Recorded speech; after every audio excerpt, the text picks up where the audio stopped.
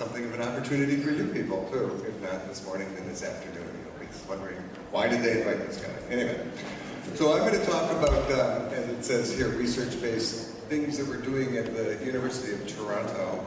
And just to give you an outline. So we're going to give you a little bit of background about U of T and the Faculty of Pharmacy there. I'm going to talk a little bit about the programs we offer, which are different from certainly the ones in the U.S. and in most of the world now, actually. Not that it's better, it's just that they're different. We're going to talk about, I want to bring up the role of research in our educational programs and then finish by some of our successes and some of the things that are not so successful about what we've done. Okay, so the University of Toronto, first, some context here. Is it focused? Can we focus? No? Is it focused? I can't see it. These are people here. And this is a building. In any event, the University of Toronto is a large university in the city of Toronto. Toronto is the most multicultural city in the world, as far as I know. It's about 5 million people. And the university is essentially the main university for the province of Ontario. It is as you'll see, a very research-intensive university. And what's interesting is it became research-intensive because of the fact that we focused on graduate studies and postdoctoral studies and research, right? Well, as we did that, we lost sight of what was happening with the undergraduates. We've now realized that it would be a good idea if we were paying a little more attention to the undergraduates, because where do the graduate students come from? They come from graduates, they come from undergraduates. And so what I want to, in the course of this talk, is present to you programs that we have. We're encouraging undergraduates to participate in research. So, the U of T, like I said, it's a big place. We've got a whole bunch of students doing a whole bunch of different things. We've got 55,000 undergraduates, 14,000 graduate students. All of this is on 3 campuses in the city of Toronto. The main one is downtown, where there's about 50,000 students. We have 2,300 professors, 4,000 clinical professors, and a whole bevy of people working for us doing secretarial work and other sorts of work. What makes it really remarkable are actually the two things listed on the top and the bottom of this slide. First of all, there's 600 undergraduate programs there. You can study everything from Coptic to nuclear physics, depending on what you're interested in. We're going to talk about pharmacy, of course. We have a fairly large amount of research money for doing stuff. It's by far the largest in Canada, but it's also fairly large with respect to other universities. And one of the things that's really fantastic about working there, actually, is we have 18 million holdings in the library. And it makes it wonderful because we have literally everything you can imagine in the library. It's really nice for that. And because of the problem with space, they've been putting more and more stuff online, so that's been very, very good for us. Oops, wrong way. Okay, so one of the priorities for the University of Toronto that started, let me stop. About 8 years ago, we got a new president. At U of T, the people change in and out every 5 to 10 years. You cannot be president or dean for more than 10 years. Anyway, we had a new president about 8 years ago, and one of his priorities was to, quote unquote, enhance the student experience. And one of the things that we wanted to do to enhance the student experience was to get more contact of the undergraduates with professors.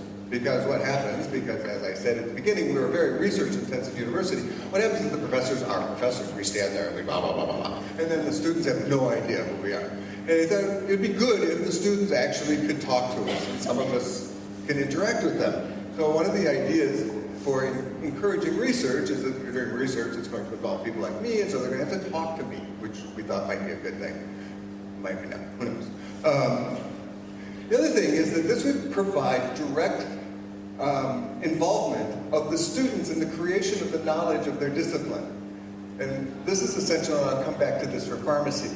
The students should have some idea where the knowledge for their discipline comes from, and so that would come from research.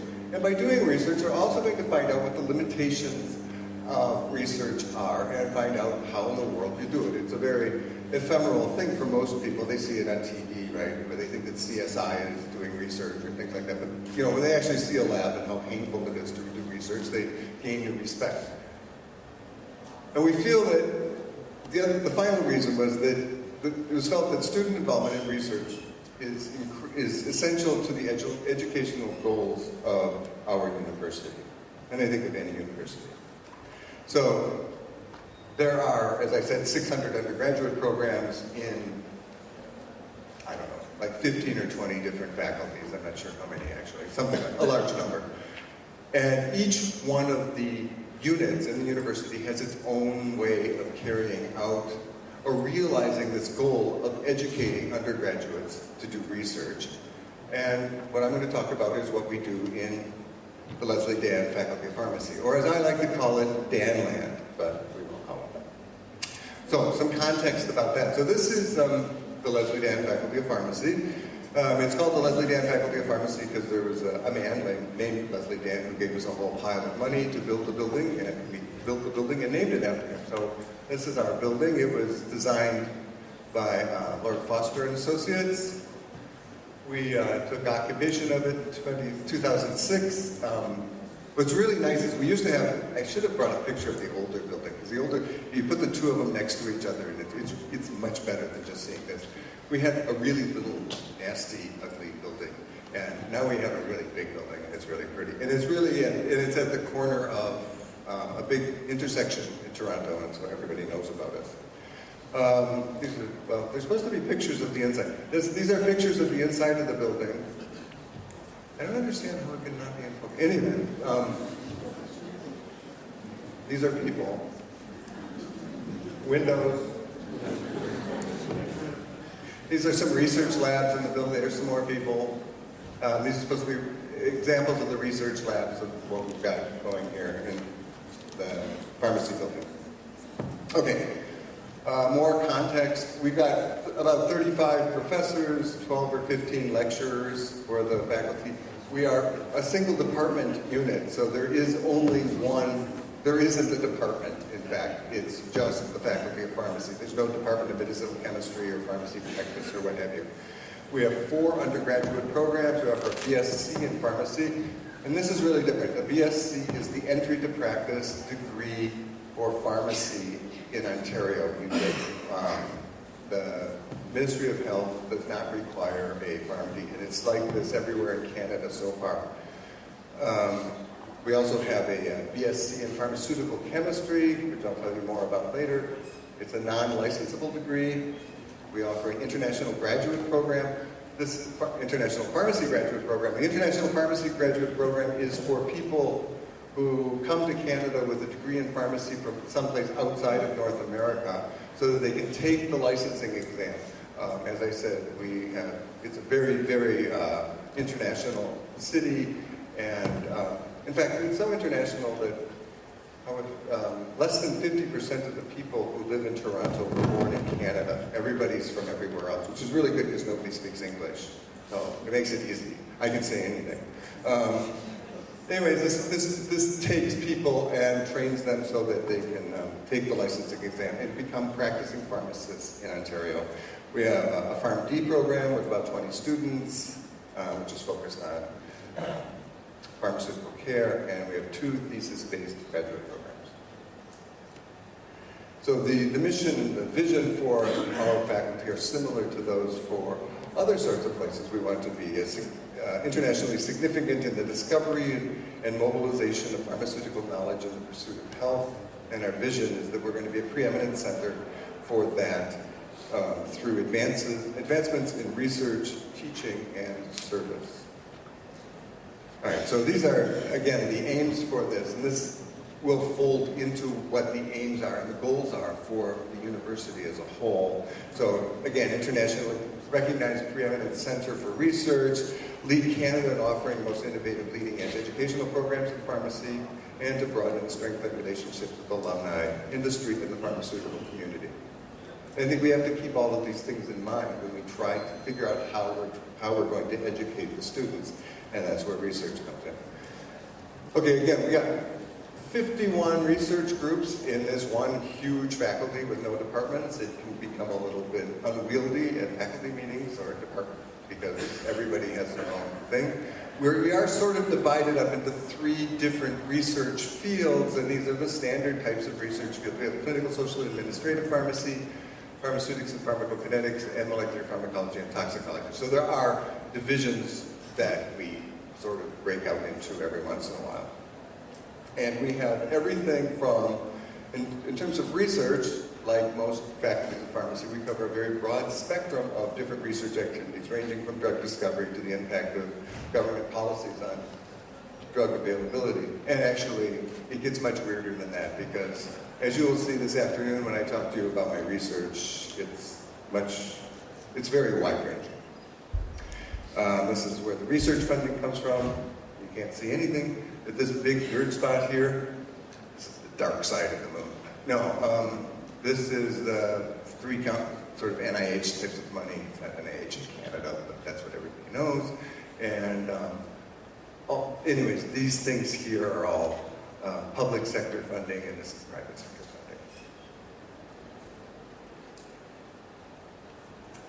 So, again, why do we want to have undergraduate research in pharmacy or in the faculty of pharmacy? One is to enhance the student experience. The students are our customers, right? We want them to be there, and we want them to get the most out of their educational experience that they can. But we stand in front of them and we would like them to take away something more than the ability to get a license to practice pharmacy or a BSc degree in pharmaceutical chemistry. We believe that direct contact with professors is a good thing because, at least in theory, we're the ones that know what's going on. And the more contact they have with us, presumably the more they will actually learn about not only the facts of what we're trying to teach them, but how we think about things and how we go about learning about things. In the case of pharmacy, I believe this third point is very, very important. I think it's very important to have the students have a perception of the knowledge creation for their discipline. Make them better citizens, and I mean that in sort of the general way, citizens of whatever country, state, province, whatever you're part of. I think it's good for them as educated people to also have an idea of how research is carried out. It shouldn't be some vague thing that they've seen in movies. It should be something that they've actually have some hands-on experience trying to deal with. Anyways, and as I said, I feel that involving them in research is sort of the ultimate educational experience, and so it's part of the educational goals for the university. And finally, down here, the good thing is, again, that involving them in research might get them to go to graduate school, and if they go to graduate school, then they might actually become professors. And this is, again, very, very important for pharmacy because it's good to have people who have vast research experience go into the profession. Okay, so promoting research is ultimately advantageous for everybody. Everybody wins by doing this. The only problem is it does take time, it costs a little bit of money, but that is a difficulty. But you have to remember that that's why we're here. We're actually here to help the students at universities. So it helps the students, the faculty, and ultimately the profession of pharmacy. So our goal is, what we want to do in the faculty of pharmacy is have as many students as possible be exposed to research. We have 240 students in each of our 4 years of pharmacy, so that makes it a little tricky for us, but we do what we can. The goal, however, is not to make everybody into a researcher. We don't want every single graduate of the pharmacy program to go out and decide that they want to own their own research lab. That's not impossible. The goal is not that. The goal is